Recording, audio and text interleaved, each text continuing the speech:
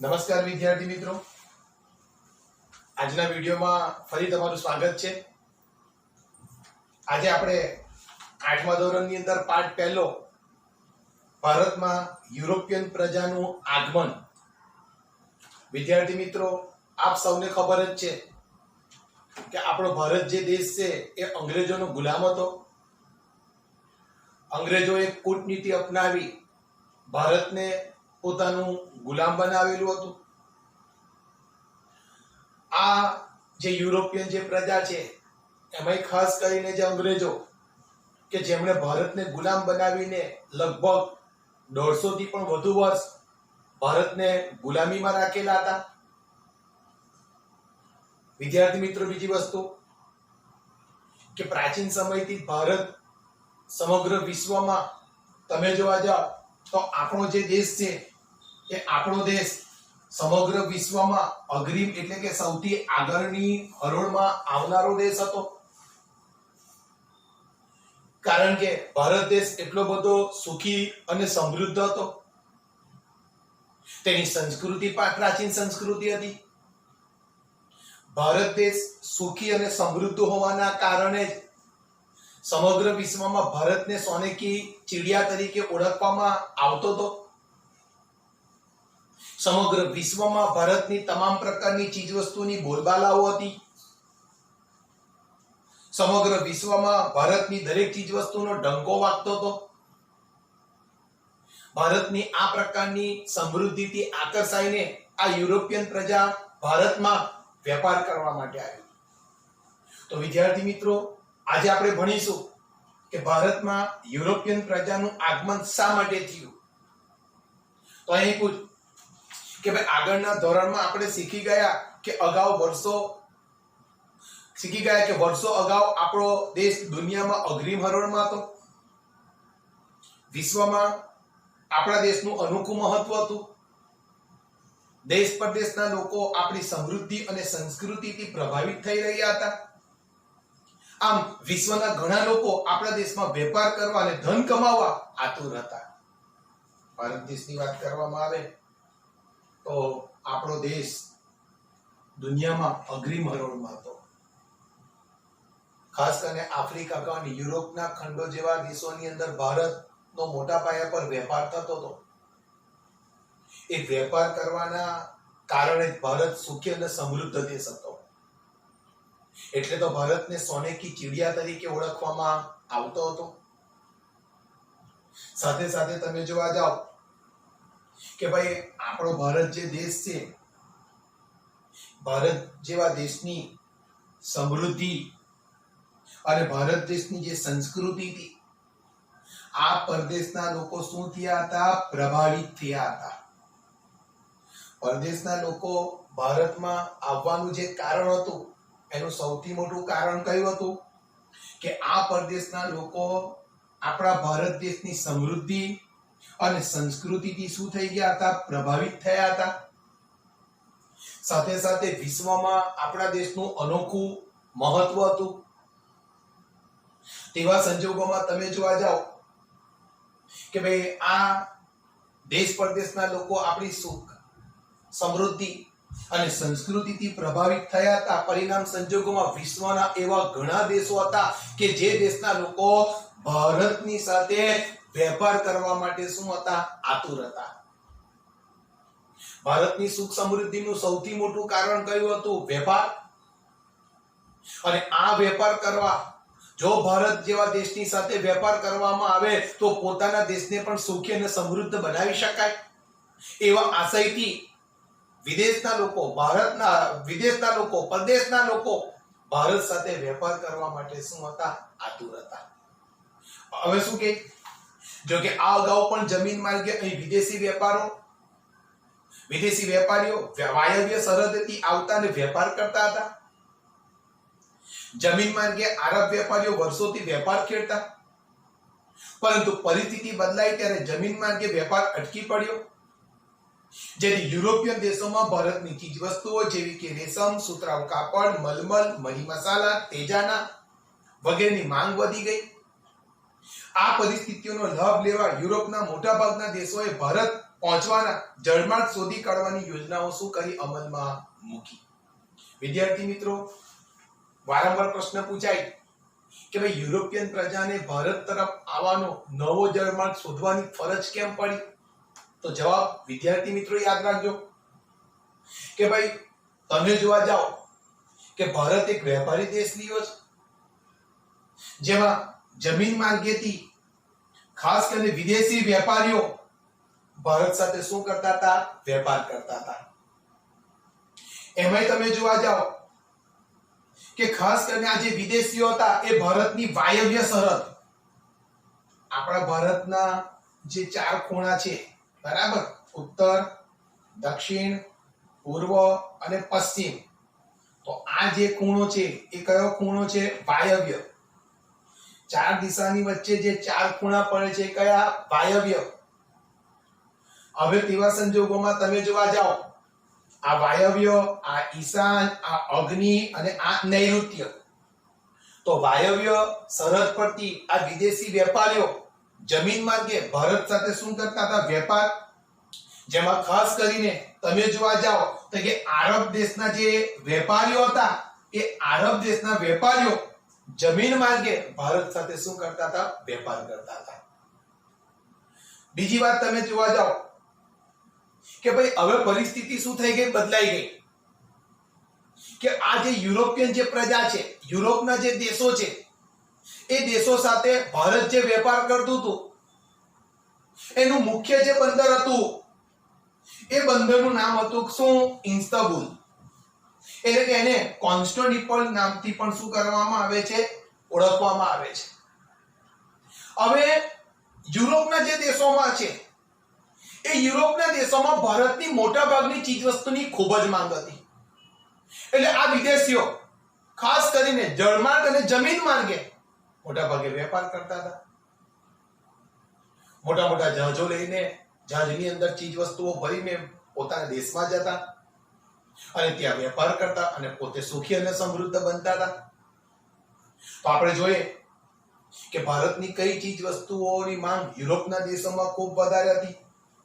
તો એમાં તમે જોવા જાઓ, રેશમનું કાપડ, સુતરાઉનું કાપડ, મલમલનું કાપડ, વિવિધ પ્રકારના મરી મસાલા, તેજાના મસાલા વગેરેની માંગ યુરોપિયન દેશોમાં ખૂબ જ કેવી હતી? વધારે હતી.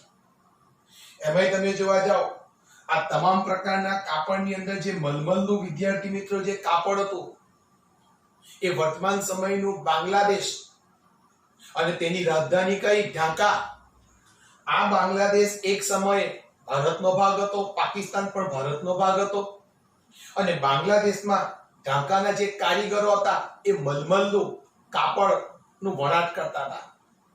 આ કાપડ એટલું સોફ્ટ, એટલું મુલાયમ હતું કે સામાન્ય આપણે જે આ વીટી આવે એ વીટીમાંથી આખો તાકો એટલે આપણે જ્યારે કાપડની દુકાનમાં કોઈ પણ પ્રકારનું કાપડ લેતા હોય તો દુકાનદાર તાકામાંથી કાપડ માપીને કાપીને પાછું કાપડ વીટીને મૂકી દે ને તાકો કહેવાય. એ તાકાનું આખું મલમલનું કાપડ સામાન્ય વીટીમાંથી પસાર થઈ જતું હતું અને માચિસની એક પેટીમાં આખું કાપડ સમાઈ જતું હતું, એવી એક માન્યતાઓ છે. એવી આ કાપડની એક પ્રકારની કારીગરી તે સમયના કારીગરોની હતી. તો વિચાર કરો વિદ્યાર્થી મિત્રો, તે કારીગરો કેવા હશે? એ કાપડ કેવું હશે? પછી સમગ્ર વિશ્વમાં ભારતનો ડંકો વાગે કે ના વાગે? તો તે સમયે તમે જોવા જાઓ, રેશમનું કાપડ, સુતરાઉ કાપડ, મલમલનું કાપડ, મરી મસાલા, તેજાના આ બધી ચીજ વસ્તુની સમગ્ર વિશ્વમાં ખાસ કરીને યુરોપના દેશોમાં ખૂબ માંગ હતી. ભારત યુરોપના દેશો સાથે તુર્કિસ્તાનમાં આવેલું ઇસ્તાંબુલ એટલે કે કોન્સ્ટાન્ટિનોપલના બંદરેથી ભારતનો શું થતો હતો? વેપાર થતો હતો. પણ થયું શું? 1453માં આ તુર્ક મુસલમાનોએ ઇસ્તાંબુલ એટલે કે કોન્સ્ટાન્ટિનોપલ નામનું બંદર શું કર્યું? જીતી લીધું. પરિણામ શું આવ્યું? ભારત અને યુરોપ વચ્ચેનો જે વેપાર થતો હતો એ વેપાર શું થઈ ગયો? બંધ થઈ ગયો. હવે યુરોપિયન દેશોને ભારતની ચીજ વસ્તુ વગર ચાલે તેમ નહોતું. એમાં યુરોપ જે ખંડ છે એકદમ ઠંડો ખંડ છે એટલે ભારતના મરી મસાલાની ત્યાં ખૂબ જ માંગ હતી. ભારતના આ ચીજ વસ્તુ વગર તેમને ચાલી શકે તેમ નહોતું. પરિણામ સંજોગોમાં હવે ભારત કઈ દિશામાં કઈ જગ્યા પર આવેલો છે એની માટે નવો જળમાર્ગ શોધવાની યુરોપિયન પ્રજાને શું થઈ ફરજ પડી. તો વિદ્યાર્થી મિત્રો, જવાબ ખ્યાલ આવી ગયો કે ઈસવીસન 1453 માં ભારત અને યુરોપ વચ્ચેનું જે વેપારી મથક હતું જેનું નામ આપવામાં આવ્યું કોન્સ્ટેન્ટિનોપલ, આ બંદર 1453 માં તુર્ક મુસલમાનોએ શું કર્યું? જીતી લીધું. એટલે ભારત અને યુરોપ વચ્ચેનો વેપાર શું થઈ ગયો? બંધ થઈ ગયો. હવે યુરોપના દેશોમાં ભારતની ચીજ વસ્તુ વગર ચાલે તેમ નહોતું. એટલે યુરોપિયન પ્રજાને ભારત તરફ આવવાનો નવો જળમાર્ગ શોધવાની શું થઈ ફરજ પડી. પરિણામ સંજોગોમાં તમે જોવા જાઓ કે ભાઈ આ પરિસ્થિતિનો લાભ લેવા માટે યુરોપના મોટા ભાગના દેશોએ ભારત પહોંચવાના જળમાર્ગ શોધી કાઢવાની યોજનાઓ શું કરી? અમલમાં મૂકી. યુરોપના મોટા ભાગના દેશો ઈચ્છતા હતા કે અમારો વેપાર કોની સાથે થવો જોઈએ? ભારત સાથે. જો ભારત સાથે અમારો મોટા પાયા પર વેપાર થશે તો જ અમે સુખી અને શું બની શકીશું? સમૃદ્ધ બની શકીશું. એટલે યુરોપના મોટા ભાગના દેશોએ ભારતને શોધી કાઢવા માટેની ઘણી બધી શું કરી? યોજનાઓ અમલમાં મૂકી. જેમાં સૌથી પહેલા વાત કરીએ તો શું કહે છે?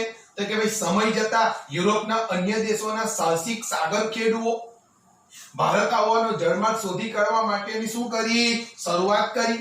તે સમયના યુરોપના એવા ઘણા દેશો હતા અને એ દેશોના ઘણા બધા સાહસિક સાગરખેડુ કે જેમણે ભારત તરફ આવવાનો નવો જળમાર્ગ શોધી કાઢવા માટેની શું કરી? શરૂઆત કરી. તો એમાં સૌથી પહેલા તમે જોવા જાઓ કે ભારત તરફ આવવા માટેનો જળમાર્ગ શોધવાની શરૂઆત કોણે કરી હતી? કોલંબસ. હવે કોલંબસની વાત કરીએ તો કે ભારત આવવાનો જળમાર્ગ શોધવાનું બીડું ઝડપનાર અનેક સાહસિકોમાંનો એક ઇટાલીનો રહેવાસી પ્રસિદ્ધ કોલંબસ હતો.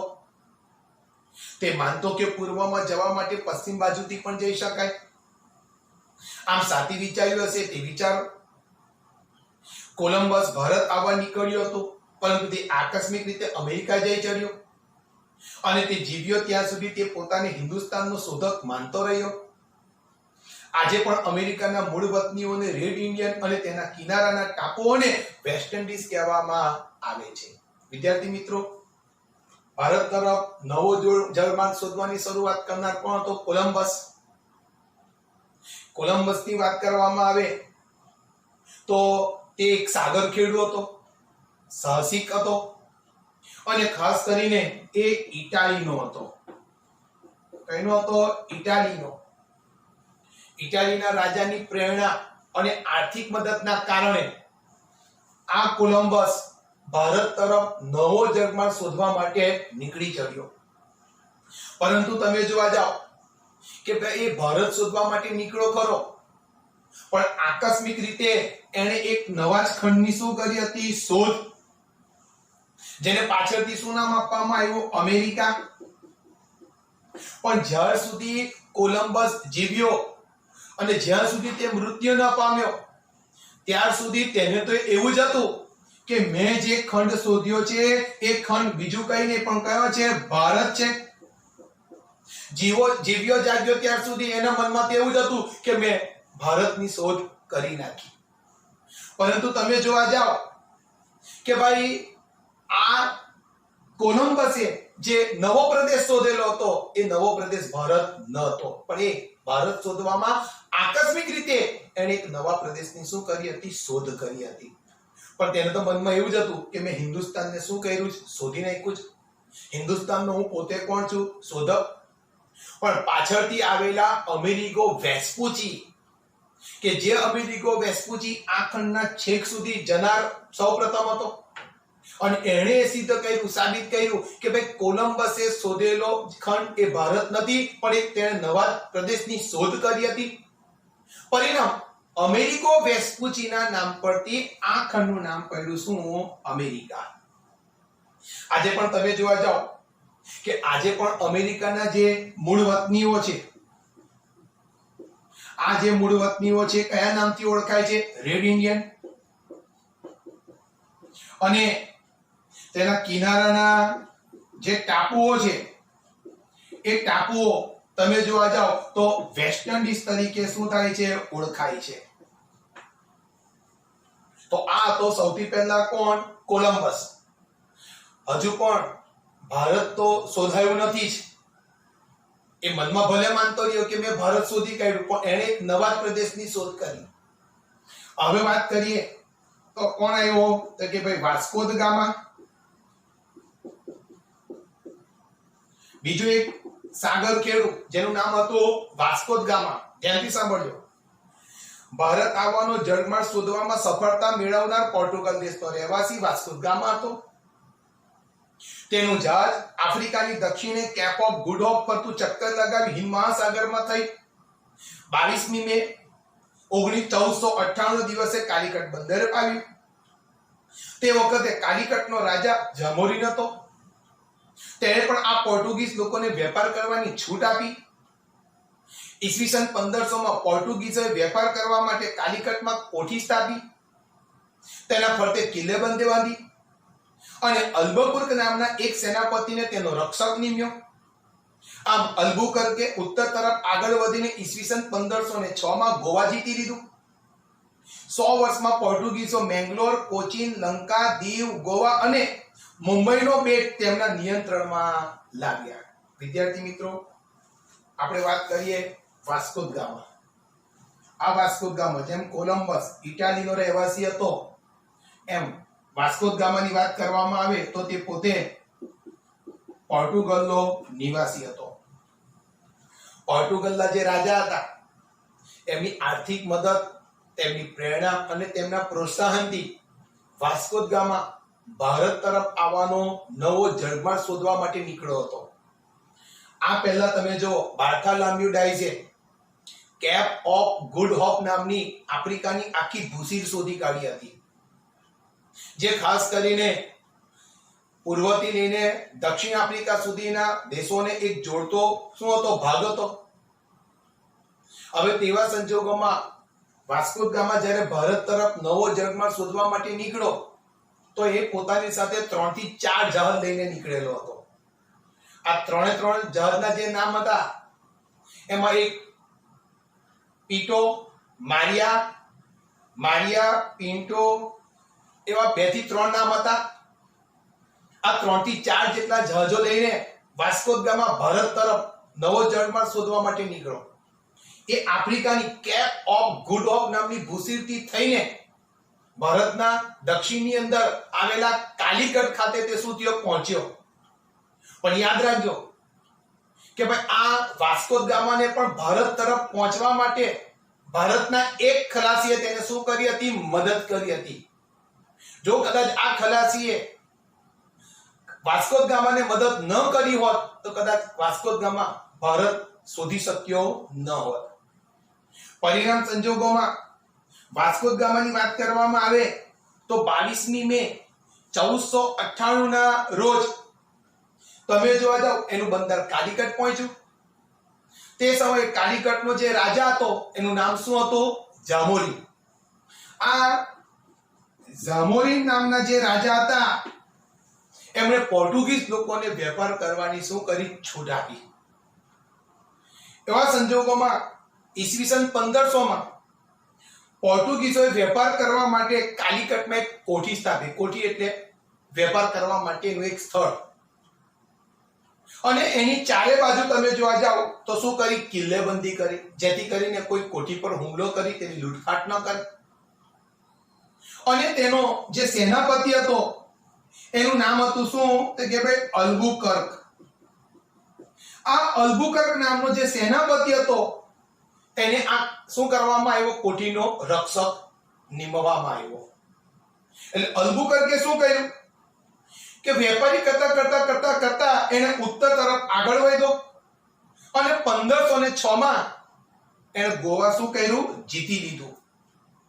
આમ વેપાર કરતા આ પોર્ટુગીઝોને ભારતમાં 100 વર્ષ થઈ ગયા. આ 100 વર્ષના સમયગાળામાં પોર્ટુગીઝોએ વેપારી ક્ષેત્ર ભારતમાં પોતાનું સામ્રાજ્ય, પોતાનું આધિપત્ય સ્થાપી દીધું. અને સમય જતા એમનું ગોવા તો ખરું, પણ ત્યાર પછી મેંગ્લોર, કોચીન, લંકા, દીવ, ગોવા અને મુંબઈ જેવા બેટ તેમના શું થયા? અંકુશ હેઠળ આવી ગયા. તો ભારત તરફ આવવાનો નવો જળમાર્ગ કોણે શોધી કાઢ્યો હતો? Vasco da Gama. Vasco da Gama કઈનો નિવાસી હતો? પોર્ટુગલનો. એ પોતાની સાથે 3 થી શું લઈને નીકળ્યો? 4 થી જહાજ. આ 3-4 જહાજો લઈને એ વેપાર કરતો. વેપાર કરવા માટે જહાજ ભરીને પાછો જતો. એવું કહેવાય છે કે આ વાસ્કો દ ગામા ભારતમાં લગભગ 2 થી 3 વખત જહાજો લઈને એ વેપાર કરવા માટે આવેલો હતો.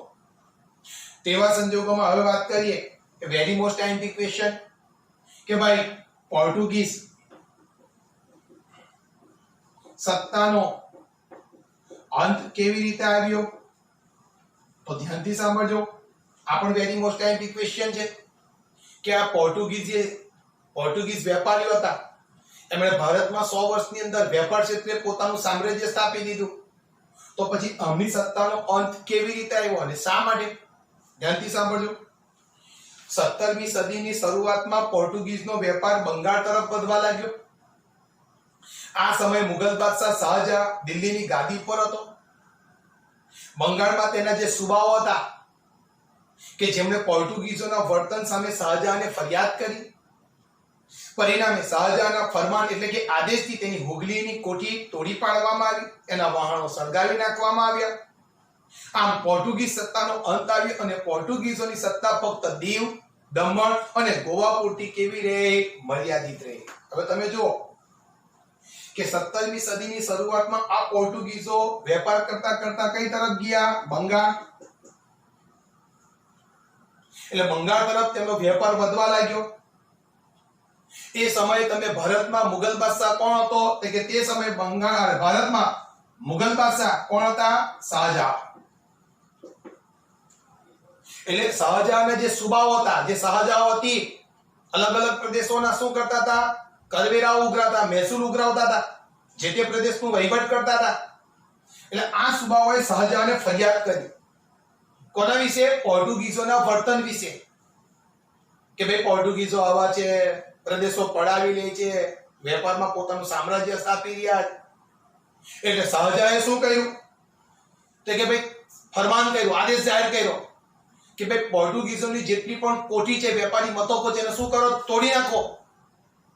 એટલે એનો આદેશ મળતા તમે જોવા જાઓ કે ભાઈ તેમના ફરમાનથી તેના સૈનિકોએ હુગલી નદીના કાંઠે જે વેપારી મથક હતું, જે કોઠી હતી, એને તોડી નાખી.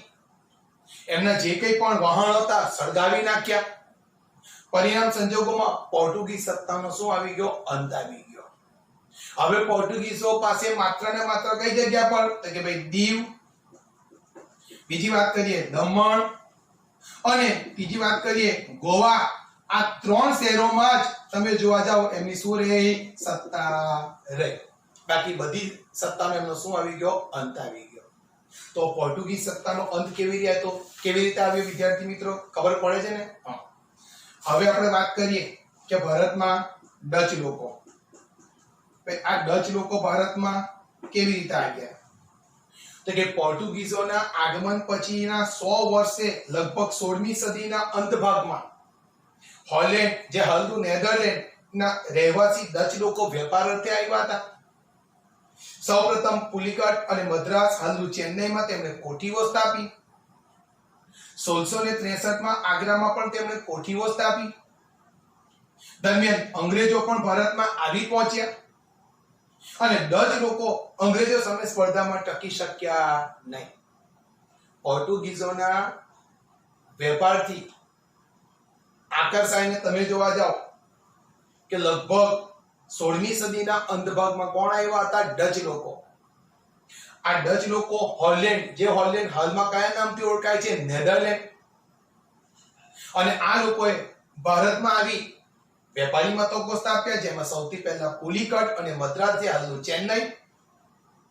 તેમને ધ્યાનમાં રાખીને તમે જોવા જાઓ 1663માં તેમણે આગ્રામાં પણ વેપારી કોઠી સ્થાપી. પણ ડચ પછી કોણ આવ્યા? અંગ્રેજો, જે તમામ યુરોપિયન પ્રજાની અંદર સૌથી શક્તિશાળી હતી. એની વેપારની સામે આ ડચ લોકો ટકી શક્યા નહીં. પરિણામે ડચ લોકો પાછા કઈ જતા રહ્યા? પોતાના વતન જતા રહ્યા. સાથે સાથે હવે વાત કરીએ તો કે ભારત પર અંગ્રેજોની નજર